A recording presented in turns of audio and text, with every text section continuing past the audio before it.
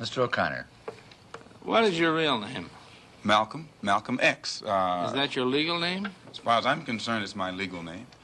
Have you been to court to establish that you are? I didn't have to go to court to be called Murphy or Jones or Smith.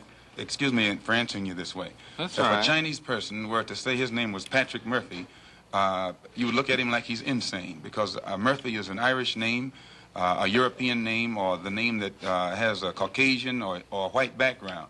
And he has nothing to do or no connection whatsoever with the name Murphy. And if it doesn't look proper for a person who is Chinese to be walking around named Murphy or Jones or Johnson or Bunch or Powell, I think it would be just as improper for a black person or the so-called Negro in this country, as we're taught by the Honorable Elijah Muhammad to walk around with these names.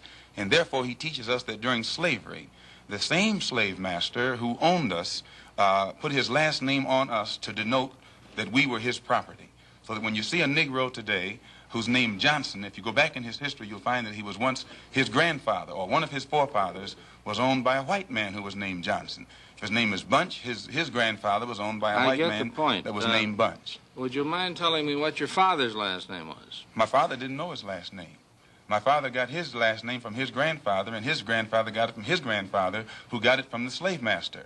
The real names of our people were destroyed during slavery. Was there any line, any point in the genealogy of your family when you did have to use the last name, and if so, what was it? The last name of my forefathers was taken from them when they were brought to America and made slaves. And then the name of the slave master was given, which we refuse. We reject that name today. You mean you won't even tell me what your father's supposed last name was or gifted last name was? I never acknowledge it whatsoever.